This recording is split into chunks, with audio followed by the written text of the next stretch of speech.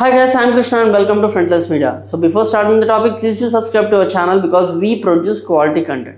So coming to the topic ఏంటి అంటే చాలా మంది స్టూడెంట్స్ అబ్రాడ్ వెళ్ళాలంటే మేజర్గా వెళ్ళేది అబ్రాడ్ కన్సల్టెన్సీస్. ఇదివరకు ఏంటంటే అంటే మా రోజుల్లో కాకుండా ఇంకా ముందర రోజుల్లో అబ్రాడ్ వెళ్ళాలంటే ఎవరికి వాళ్ళే అప్లై చేసుకునే వాళ్ళు. ఎందుకంటే అప్పట్లో ఈ అబ్రాడ్ కన్సల్టెన్సీస్ అనే ఒక ఏదైతే వ్యవస్థ ఉందో ఇది ఒకప్పుడు ఉండేది కాదనమాట. అంటే మా తాతయ్య వాళ్ళు లేకపోతే నాకు మామయ్యలు అంటే నా ముందు జనరేషన్ వాళ్ళు ఎవరైతే వెళ్ళారో వాళ్ళందరూ ఎవరికి వాళ్ళు అప్లై చేసుకున్నారు. ఆన్లైన్లో అప్లికేషన్లు అప్లై చేసుకోవడం వెళ్ళిపోవడం ఇలాంటివి జరిగాయి. అండ్ లేకపోతే రెగ్యులర్ ఆఫ్లైన్ ప్రాసెస్ ఉండేదన్నమాట. ఏదైతే కౌన్సిలేట్స్ ఉంటాయో అక్కడ ఆఫ్లైన్ ప్రాసెస్ అనేది జరిగేది. సో అలా వెళ్ళిపోయింది. కానీ ఇప్పుడు ఏంటంటే ఈ అబ్రాడ్ కన్సల్టెన్సీస్ వచ్చాయి.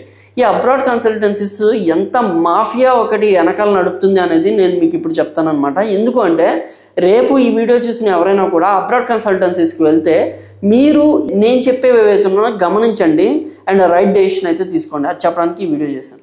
సో ఫర్ ఎగ్జాంపుల్ మీరు ఫస్ట్ థింగ్ అబ్రాడ్ కన్సల్టెన్సీకి వెళ్ళగానే సార్ నా పర్సంటేజ్ ఇంత లేకపోతే నా సిజిపిఏ ఇంత నాకు ఇది స్కిల్స్ అండ్ నేను ఈ డిగ్రీ చేశాను నేను ఇప్పుడు ఈ కంట్రీకి వెళ్ళాలనుకుంటున్నాను అనగానే వాళ్ళు ఒక లిస్ట్ ఆఫ్ యూనివర్సిటీస్ ఇస్తారు. ఆ లిస్ట్ ఆఫ్ యూనివర్సిటీస్ మీరు చూసుకుంటారు, సెట్ చేసుకుంటారు. ఇది ఒక రకం. కానీ కొంతమంది తెలివైన వాళ్ళు ఏం చేస్తారంటే నా పర్సంటేజ్కి నాకున్న డిగ్రీకి ఏ డిగ్రీ చేస్తే నాకు మంచిది, ఏ కాలేజ్లో చేస్తే మంచిది అని ముందు వాళ్ళు ఒక గూగుల్లో సెర్చ్ చేసుకుని నీట్గా వెళ్తారనమాట. అలాంటి వాళ్ళు అక్కడికి వెళ్ళిన తర్వాత ఫర్ ఎగ్జాంపుల్ టెక్సాస్లో ఏదో ఒక యూనివర్సిటీ ఉంది, నాకు పలానా టెక్సాస్ యూనివర్సిటీలో కావాలండి అని అడుగుతాం మనం. అడగగానే వాడు ఏమంటాడంటే వెరీ గుడ్ టెక్సాస్ యూనివర్సిటీ మీకు ఈజీగా వచ్చేస్తుంది, ఒకసారి మీకు పర్సంటేజ్ చెప్పండి అంటాడు. 6.5 6 7 ఏదో చెప్తారు మీరు 10కి. చెప్పిన తర్వాత వాడేమంటాడంటే అరే ఈ 6.5కి యూనివర్సిటీ రాదండి, ఒకసారి ఇవి ట్రై చేయండి ఇవి వస్తాయి అంటాడు. సరేలే రాదేమో అని మనం అనుకుంటాం. బట్ మనం అనుకున్నా కూడా వేరే కన్సల్టెన్సీకి ట్రై చేస్తాం. కానీ ఈ కన్సల్టెన్సీస్ ఏం చేస్తాయంటే మిమ్మల్ని ఎలా ట్రాప్లోకి దించుతాయంటే వాళ్ళ దగ్గర ఒక లిస్ట్ ఆఫ్ యూనివర్సిటీస్ ఉంటాయన్నమాట. ఆ యూనివర్సిటీస్ మంచివో చెడ్డవో పక్కన పెట్టేస్తే మిమ్మల్ని దాంట్లోకే తోయడానికి వాళ్ళు 100% ఎఫర్ట్స్ అనేది పెడతారు. అంటే దానికంటే మంచివి మీరు ఎన్ని సజెస్ట్ చేసినా దాంట్లో బొక్కలు ఎత్తుకుతారనమాట. ఇవే ఎందుకు సజెస్ట్ చేస్తారంటే ఒక కన్సల్టెన్సీ ఒక స్టూడెంట్ని కనుక ఒక ఇంటేక్కి పంపించగలిగితే ఆ యూనివర్సిటీ ఈ కన్సల్టెన్సీకి అప్రాక్సిమేట్లీ 2.5 to 3 lakhs అనేది ఇస్తాయి. ఆ 2.5 to 3 lakhsలో ఒక 50,000తో మీతో మాట్లాడే కౌన్సిలర్కి మిగతా అమౌంట్ అంతా కూడా ఆ కన్సల్టెన్సీకి ప్రాఫిట్ కింద వెళ్తాయన్నమాట. ఇది ఒక రెగ్యులర్ ప్రాసెస్. స్టూడెంట్స్కి తెలియపోవచ్చు కానీ ఎవరైతే ఈ బిజినెస్ చేస్తున్నారో వాళ్ళకి చాలా బాగా తెలుసు. నాకు కూడా తెలుసు, ఎందుకంటే నా ఫ్రెండ్స్ కొంతమంది ఈ బిజినెస్లో ఉన్నారు, వాళ్ళు చేస్తుంటారు కాబట్టి నాకు ఈ ప్రాసెస్ అనేది కరెక్ట్గా తెలుసు. సో ఇది రెగ్యులర్ ప్రాసెస్. ఇది దీంట్లో నేను నిజం చెప్తున్నా, ఆ బిజినెస్ చేసే వాళ్ళది ఎంత మటుకు తప్పు అయితే కాదు, ఇది తప్పు కాదు. అంటే ఈ ప్రాసెస్ తప్పు కాదు. కానీ మీరు ఏదైతే కాలేజ్ చూపిస్తారో ఆ కాలేజ్ రాదని చెప్పేసి వాళ్ళు వాదించే ఎగ్జాంపుల్స్ వాళ్ళు చెప్పే ఆన్సర్స్ ఉంటాయి చూసారా, అది తప్పని చెప్తున్నాను అనమాట. అంటే నీకు ఈ కాలేజ్ రాదు, నీకు అసలు సంబంధం లేదు, నీకు వచ్చిన మార్కులకి ఈ కాలేజ్ రాదు, నువ్వు ట్రై చేసి వేస్ట్, నీ టైం ఎఫర్ట్స్ వేస్ట్, వీటికి అప్లై చేయంటారు.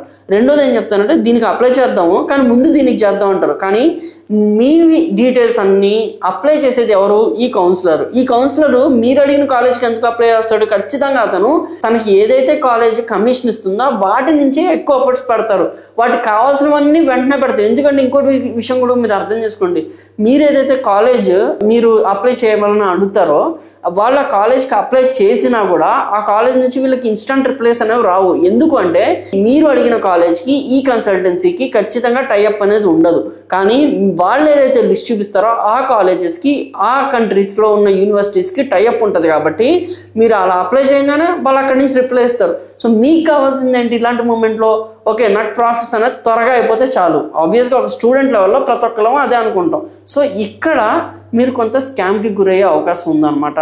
సో మీకు కావాల్సిన యూనివర్సిటీ ఇక్కడ అంటే మీరు కాంప్రమైజ్ అవ్వచ్చు, కానీ వాళ్ళు సజెస్ట్ చేసిన దాంట్లో బెస్ట్ యూనివర్సిటీస్ లేకపోతే మీ కెరీర్, మీరు ఎందుకు యూఎస్ వెళ్తున్నారు లేకపోతే ఏ కంట్రీకైనా వెళ్తున్నారు అదంతా కూడా వ్యర్థం అయిపోతుంది. కాబట్టి మీరు ఒక స్టాండ్ తీసుకొని ఒక లిస్ట్ ఆఫ్ 5 యూనివర్సిటీస్ అనుకోని ఖచ్చితంగా అందులో కనీసం 3 అయినా, అంటే అతను ఒక 10 అప్లై చేస్తాను అన్నాడు అనుకోండి, ఖచ్చితంగా ఒక 4-5 అయినా మీ ఉండాలి.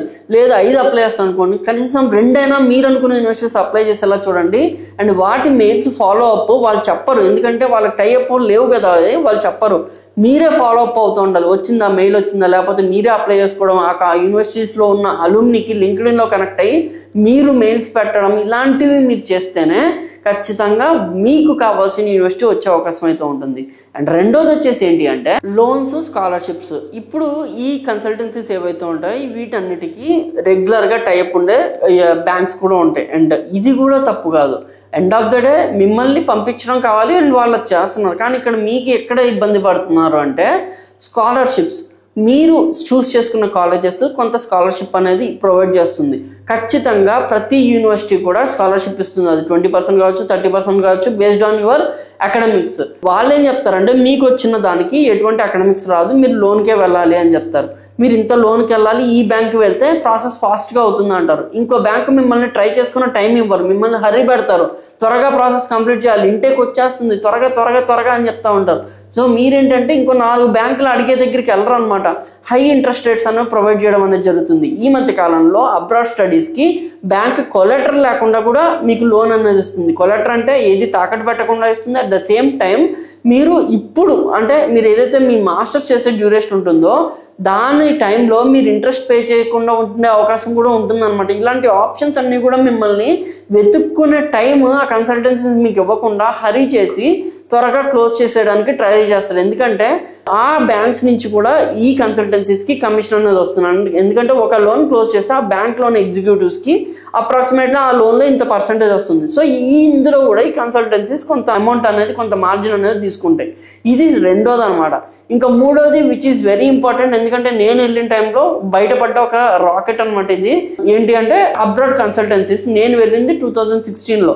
సో 2016లో వెళ్ళినప్పుడు విజయవాడలో కొన్ని కన్సల్టెన్సీస్ ఏం చేశాయంటే మీరు ఏదైతే డాక్యుమెంట్స్ ప్రొవైడ్ చేస్తారో, అంటే మీరు ఏవైతే మీ ఆధార్ కార్డు, పాన్ కార్డు, లేకపోతే మీ సర్టిఫికేట్స్, ఇలాంటి డాక్యుమెంట్స్ ఏవైతే ప్రొవైడ్ చేస్తారో ఆ డాక్యుమెంట్స్ని తీసుకెళ్ళి కొంతమంది డార్క్ వెబ్లో పెట్టడం, కొంతమంది ఆ డేటాని సెల్ చేసిన తర్వాత డేటాను సెల్ చేయడం అంటే మన ఇన్ఫర్మేషన్ మొత్తం కూడా బయట వేరే వాడికి సెల్ చేస్తున్నారు అనమాట. వాళ్ళు ఇలా సెల్ చేయడం అనేది జరిగి విజయవాడలో కన్సల్టెన్సీస్ని బ్యాన్ చేయడం జరిగింది. ఒకసారి 2016, 2017లో ఆర్టికల్స్ కనుక మీరు గూగుల్లో సెర్చ్ చేస్తే మీకు ఖచ్చితంగా ఇలాంటి స్కామ్స్ అన్ని కూడా బయటపడతాయి. రీసెంట్గా ఇలాంటి ఒక స్కామ్ గురించే నేను డీసీపీ సైబర్ క్రైమ్ వాళ్ళతో మాట్లాడినప్పుడు వాళ్ళు ఏం చెప్తున్నారు అంటే కొన్ని కన్సల్టెన్సీస్, ఏంటి అందరూ కాదు, కొన్ని కన్సల్టెన్సీస్ మీరు ఏదైతే సర్టిఫికేట్ ఉంటుందో మీ కాలేజ్ మీ పేరు మీద ఇచ్చిన సర్టిఫికేట్, మీ నెంబర్, మీది ఏదైతే హాల్ టికెట్ లేకపోతే ఐడి నెంబర్ ఏదైతే ఉంటుందో చూసారో ఆ ఐడి నెంబర్ని వేరే వాళ్ళకి ఇస్తారనమాట. మీరు వెళ్ళిపోయిన ఒక 5-6 ఇయర్స్ తర్వాత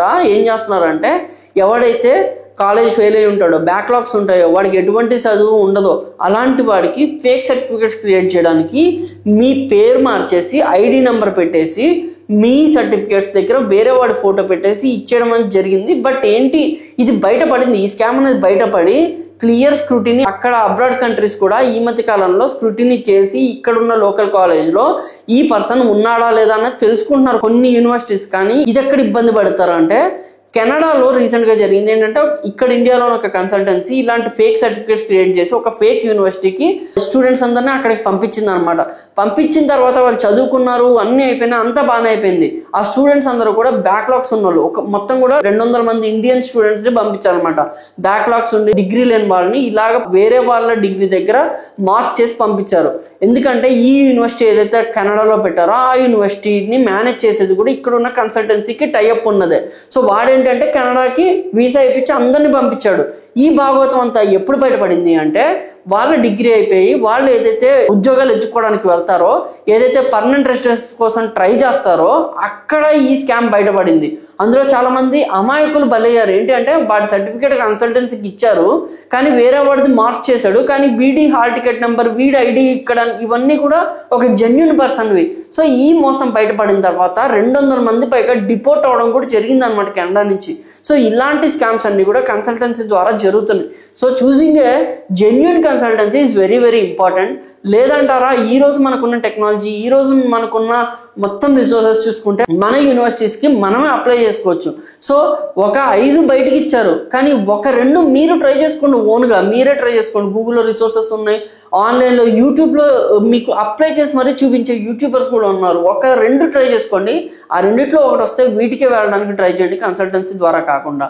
సో ఇదైతే నేను సజెస్ట్ చేయాలనుకుంటున్నాను. So if you like this suggestion, please do subscribe to our channel. And I'm Krishna, signing off. Thank you.